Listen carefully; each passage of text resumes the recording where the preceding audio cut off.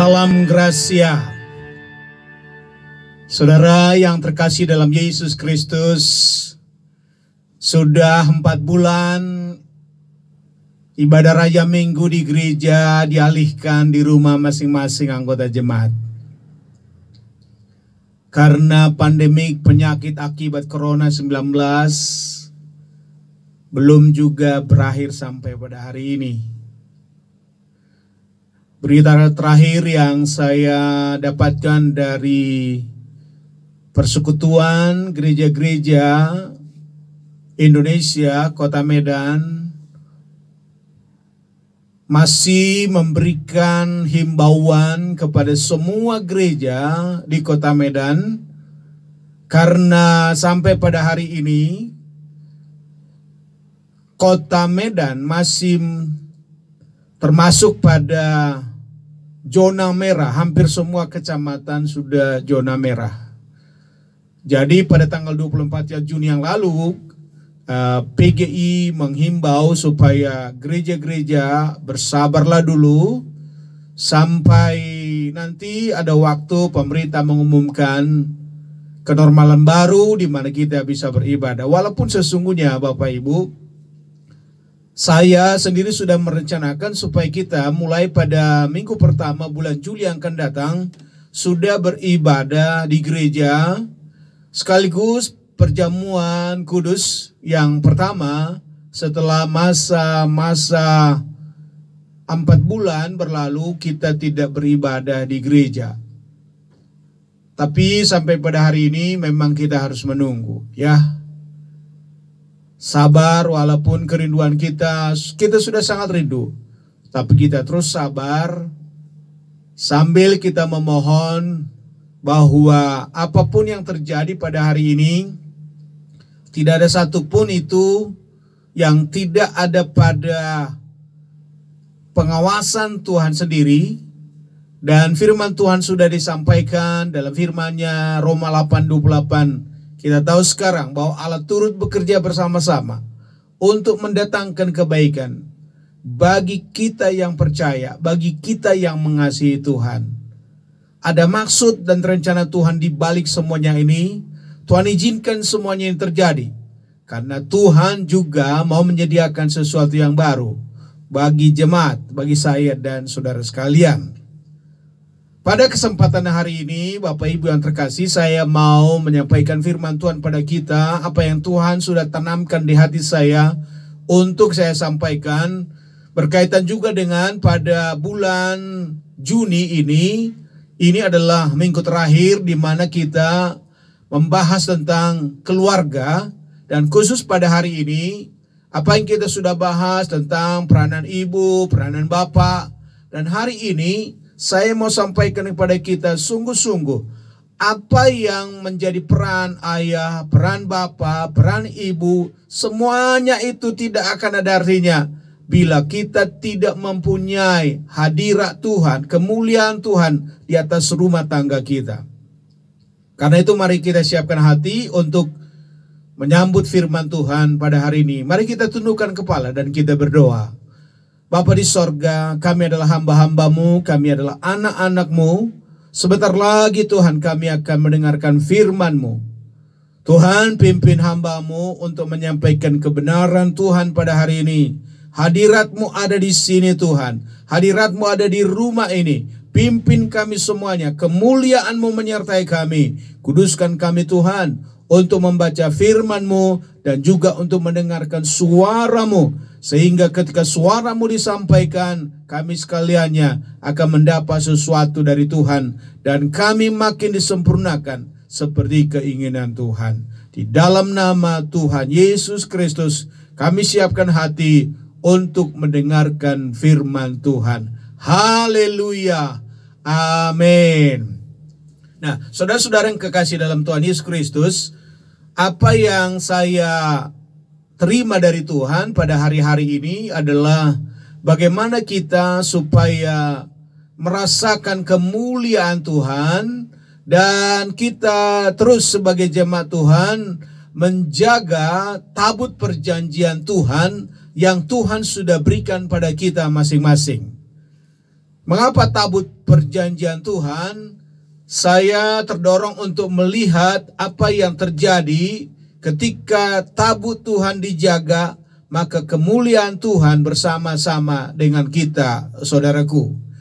Nah, kita baca firman Tuhan di dalam 1 Samuel pasal yang keempat, ayat yang ke-10 sampai 11. Di sana dikatakan seperti ini. Lalu berperanglah orang Filistin sehingga Israel terpukul kalah. Mereka melarikan diri masing-masing ke dalam kemahnya. Amatlah besar kekalahan itu dari pihak Israel. Gugur 30.000 orang pasukan berjalan kaki.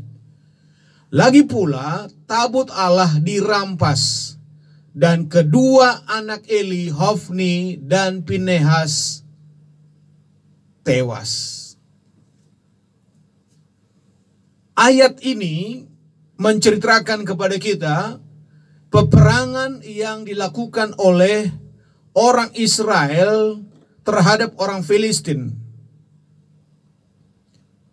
Pada kala itu yang menjadi nabi Tuhan adalah Samuel. Dan imam adalah Imam Eli. Imam Eli punya anak dua. Anak dua ini diharapkan menjadi penggantinya. Dan yang kita baca baru-baru adalah ayat ini menceritakan peperangan antara Israel dengan Filistin. Dan orang Israel terpukul kalah dengan kekalahan yang amat besar. 30.000 orang pasukan gugur. Termasuk saudaraku Hofni dan Pinehas, anak Imam Eli. Pinehas sendiri mempunyai istri yang sudah hamil tua. Dalam peperangan itu tewas. 30.000. Dan setelah Imam Eli mendapatkan berita tentang peperangan yang begitu sengit, apalagi tabut perjanjian juga diambil oleh orang Filistin, maka Alkitab berkata, tiba-tiba Imam Eli jatuh dari tempat duduknya dan mati. Menyedihkan. Tabut perjanjian diambil oleh orang Filistin. Saudara tahu tabut perjanjian itu adalah lambang daripada kehadiran Tuhan. Yang saya mau katakan kepada kita, apa penyebab terjadi kematian 30.000? Apa penyebab sehingga terjadi kekalahan yang sangat sengit? Kita baca firman Tuhan dalam 1 Samuel pasal yang keempat ayat 21 sampai 22. Di sana dikatakan seperti ini. Ia menamai anak itu Ikabod. Katanya, telah lenyap kemuliaan dari Israel. Karena tabut Allah sudah dirampas dan karena mertuanya dan suaminya. Katanya, telah lenyap kemuliaan dari Israel. Sebab tabut Allah telah dirampas. Saudaraku, mari kita belajar dari pengalaman umat Israel ini.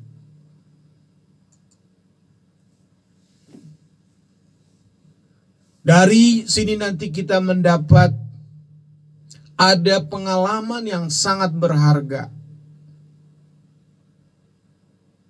Pengalaman orang Israel kalah melawan orang Filistin. Tabut perjanjian Tuhan dirampas.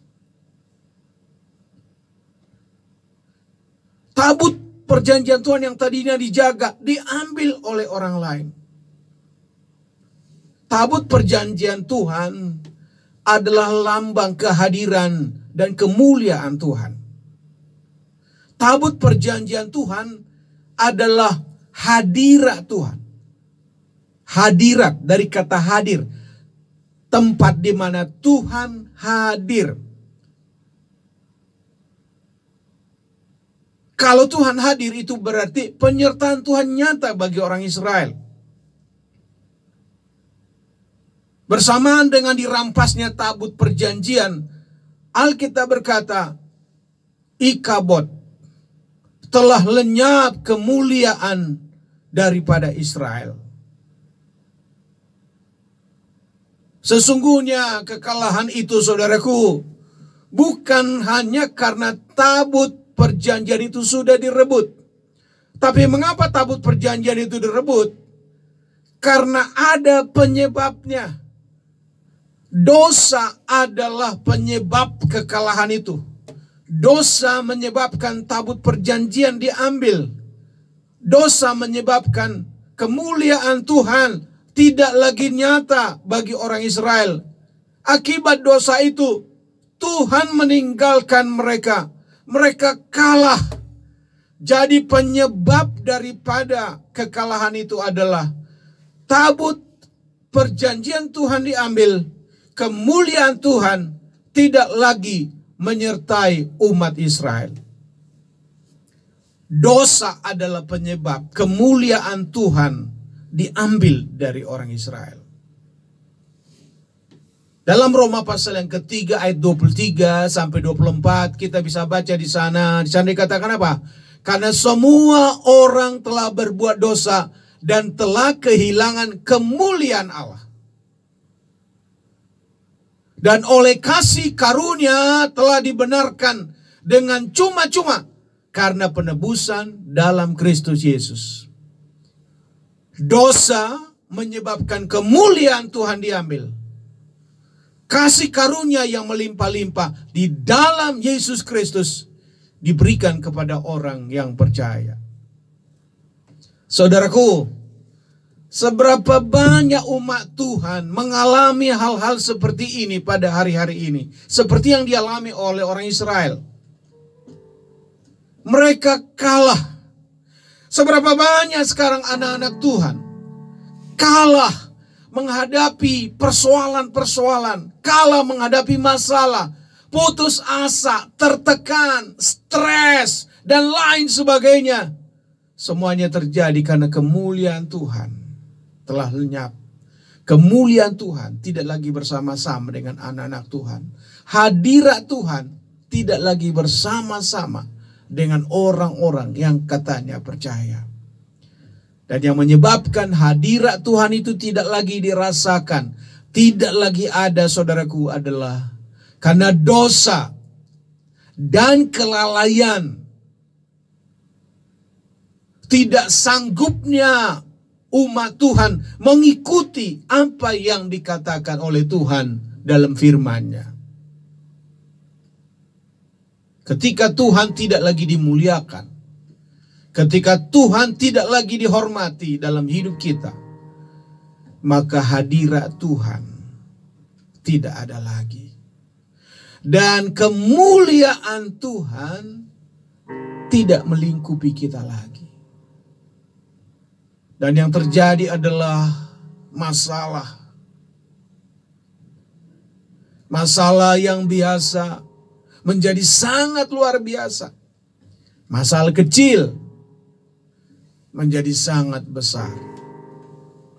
Padahal saudaraku, kalau kemuliaan Tuhan ada, kalau tabut perjanjian Tuhan ada bersama-sama dengan kita.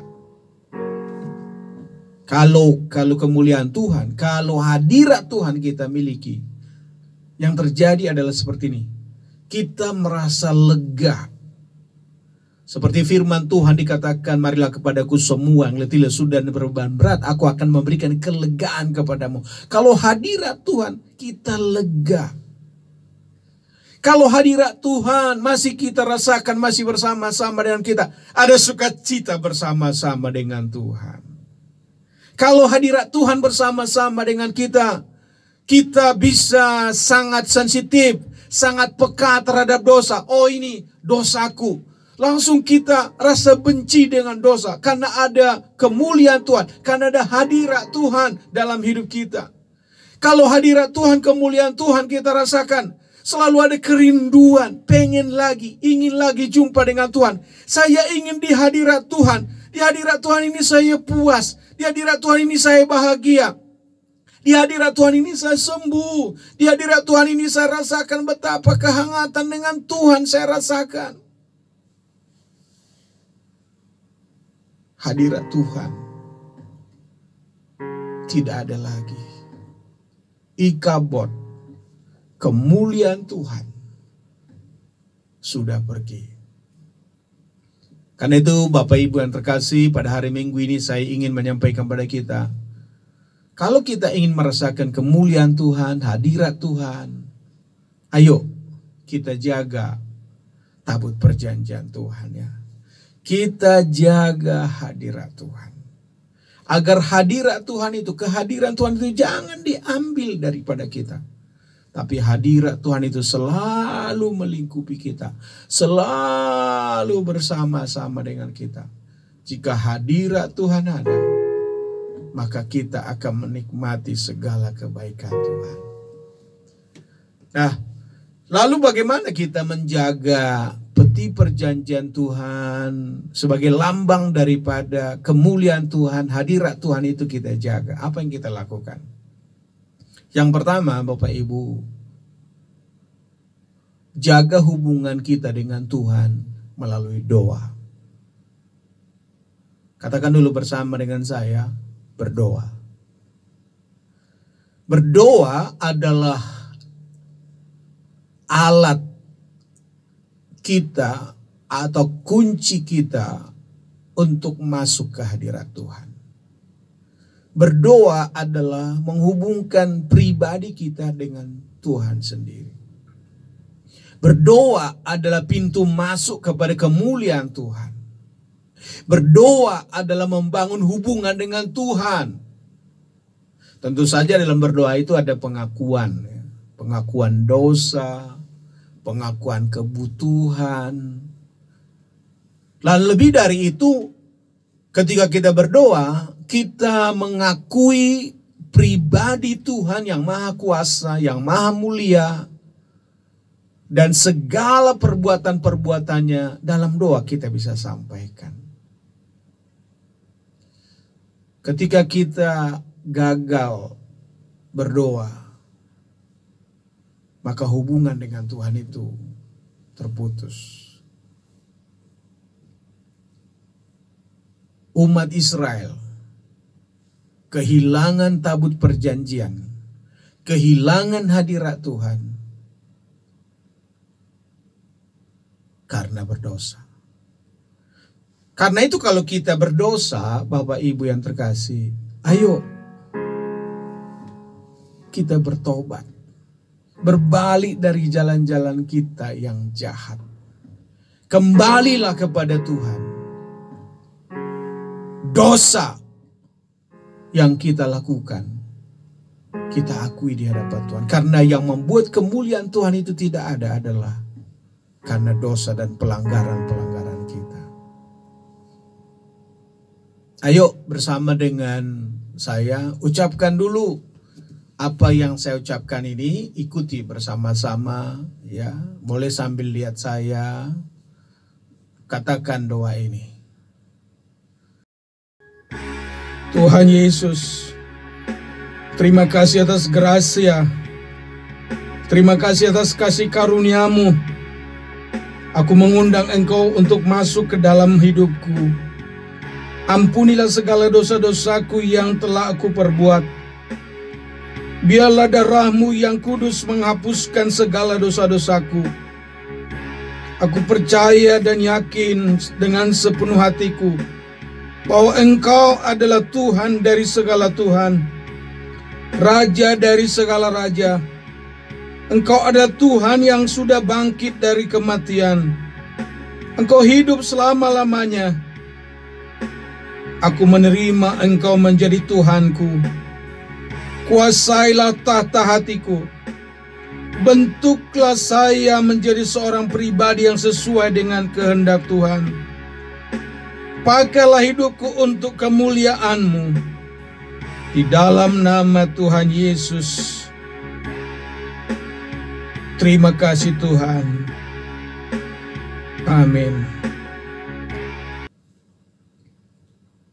Ketika saudara dan saya menyampaikan doa seperti ini, mengaku segala dosa kita, maka kemuliaan Tuhan itu tersambung lagi. Apakah semudah itu tersambung? Ya, Tuhan sendiri yang berkata, kalau kita mengaku segala dosa kita, maka Ia adalah adil, sehingga Ia mengampuni segala dosa kita dan menyucikan kita dari segala kejahatan kita. Ketika kita berdoa, minta ampun atas segala dosa kita, maka hadirat Tuhan itu datang lagi kepada kita.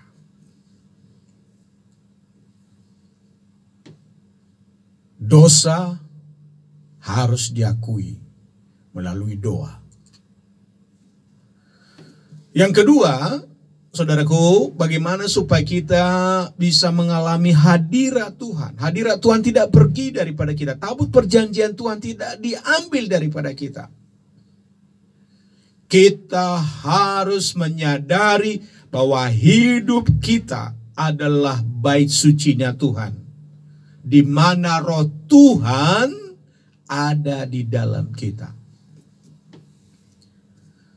1 Korintus pasal 3 ayat 16. Di sana dikatakan apa? Kita baca.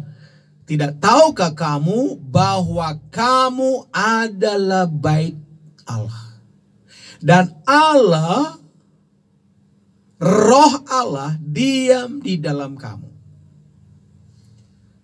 Karena itu, saudaraku, kita harus menjaga kesucian hidup setiap saat. Karena Tuhan sudah menaruh rohnya di dalam kita. Daud pernah berdoa, jangan engkau mengambil rohmu daripada aku.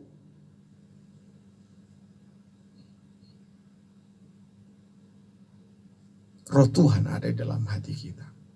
Roh Tuhan ada di dalam kita.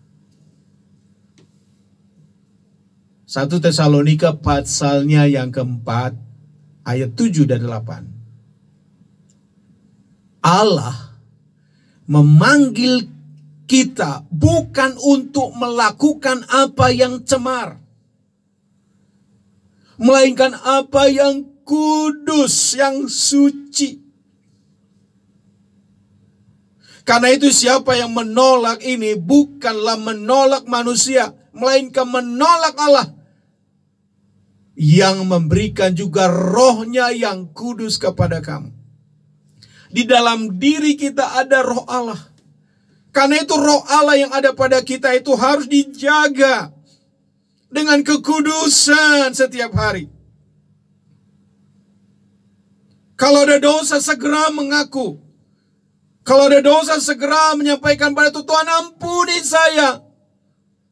Biar rohmu, hadiratmu, kehadiran rohmu ada tetap di dalam aku. Ya.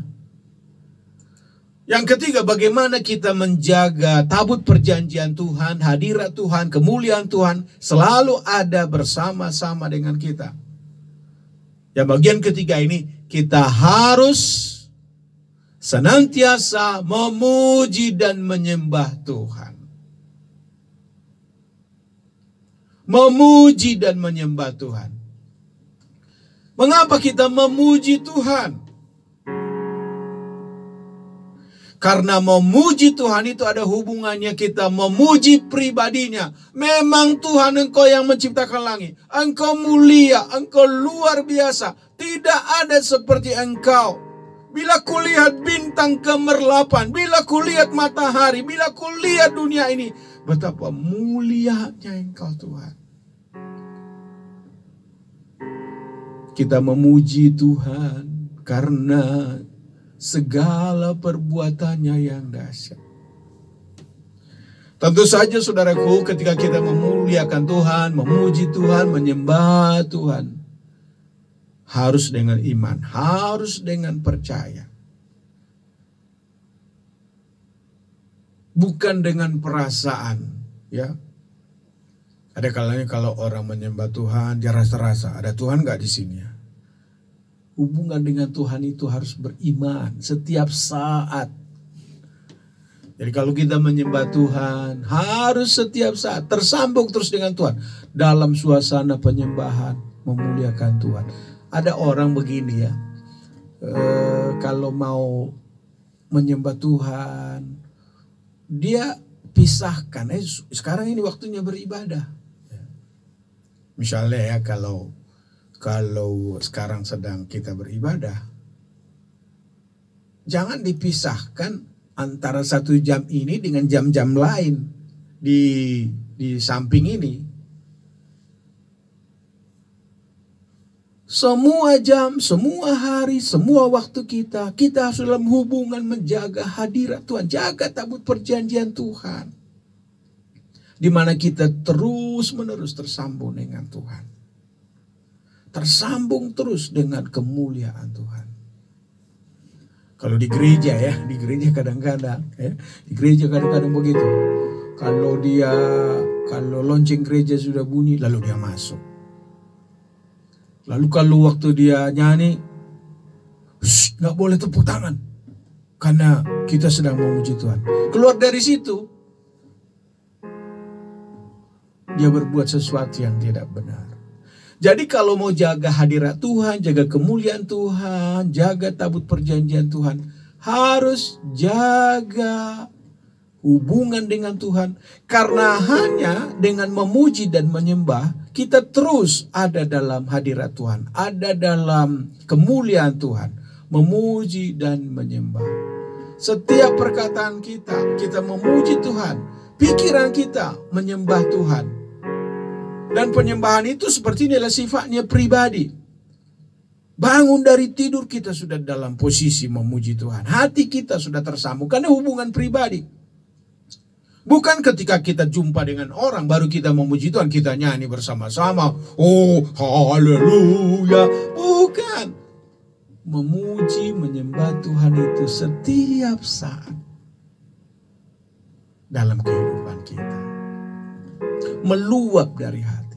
Dan kalau kita berhasil seperti ini, kita sudah ada dalam hadirat Tuhan terus menerus. Ketika kita ada di hadirat Tuhan, kita bisa mendengar suara Tuhan. Kita bisa merasakan bagaimana Tuhan menolong dan memberkati kita. Kita bisa merasakan bagaimana Tuhan menuntun kita. Pikiran kita diberi pencerahan oleh Tuhan, sehingga setiap tindakan-tindakan kita Mazmur pasal 40 ayat yang 2. tidak salah sepanjang hari. Aku sangat menanti-nantikan Tuhan. Lalu ia menjenguk kepadaku dan mendengar memuji Tuhan. teriakku minta Oh, tolong. saya nggak bisa nyanyi Pak Pendeta, jadi saya nggak bisa memuji Tuhan. Bukan nyanyian, tanpa musik pun, tanpa gitar pun, kita bisa memuji Tuhan. Kita bisa menyembah Tuhan. Orang bisa nyanyi seperti ini, bisa main musik seperti ini hanya tambahan saja. Tapi sesungguhnya musik sesungguhnya itu di hati kita. Menyembah Tuhan dalam roh dan kebenaran. Jadi tidak ada alasan, oh musiknya nggak bagus hari ini, jadi saya nggak bisa rasakan hadirat Tuhan. Enggak, hati kita terhubung dengan Tuhan. Nggak peduli musik mau bagus, mau ada gitar, mau ada piano, mau apapun itu. Bukan itu. Itu hanya tambahan. Yang penting hati kita tersambung dengan Tuhan. Ya. Yang keempat, bagaimana kita menjaga tabut perjanjian Tuhan itu? Kita harus menanti-nanti Tuhan. Ya. Menanti-nanti Tuhan.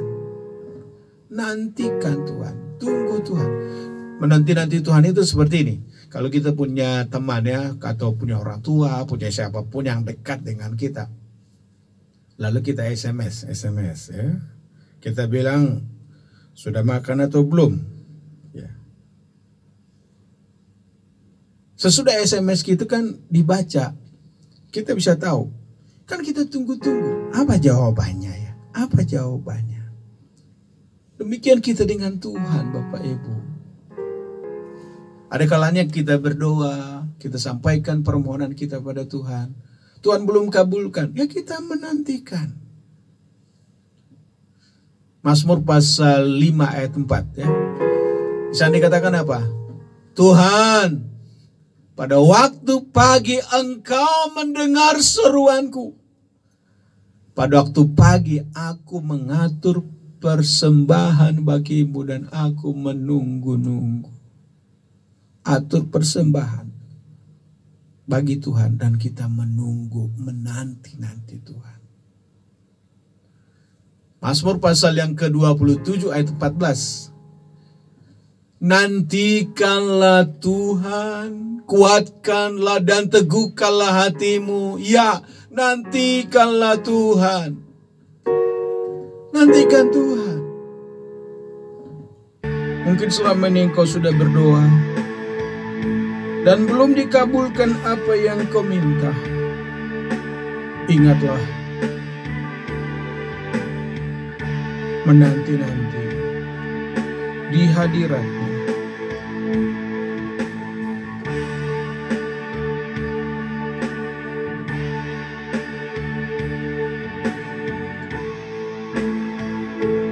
Ku nanti Engkau, Allah kuasa, dalam kemuliaan yang kudus.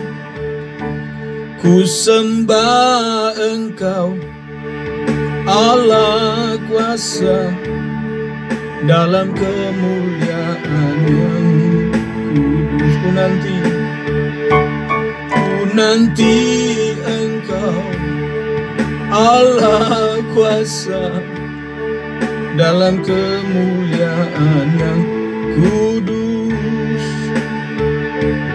Ku sembah Engkau, Allah kuasa, dalam kemuliaan yang kudus. Dalam kemuliaan yang kudus. Dalam kemuliaan yang kudus.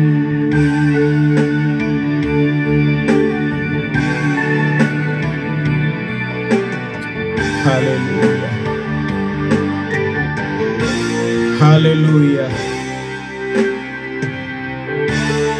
Bapa, kami bersyukur untuk anugerah-Mu. Biarlah peti perjanjian-Mu terus ada bersama kami. Biarlah kemuliaan-Mu, kehadiran-Mu, hadirat-Mu Tuhan selalu bersama-sama dengan kami. Tolong kami Tuhan dengan Roh Kudus-Mu, agar kami dapat memelihara kasih-Mu, memelihara hubungan dengan Engkau. Terima kasih Bapa, sekalipun masih beribadah di rumah pada hari ini seluruh jemaat, tapi biarlah mereka menjaga hadirat Tuhan terus ada bersama dengan mereka. Aku berdoa memberkati mereka, memberkati tetangga, memberkati setiap anak-anak, memberkati orang tua, bapak, ibu yang di rumah hari ini, dan memberkati seluruh jemaat-Mu. Dalam nama Yesus aku berdoa. Amin.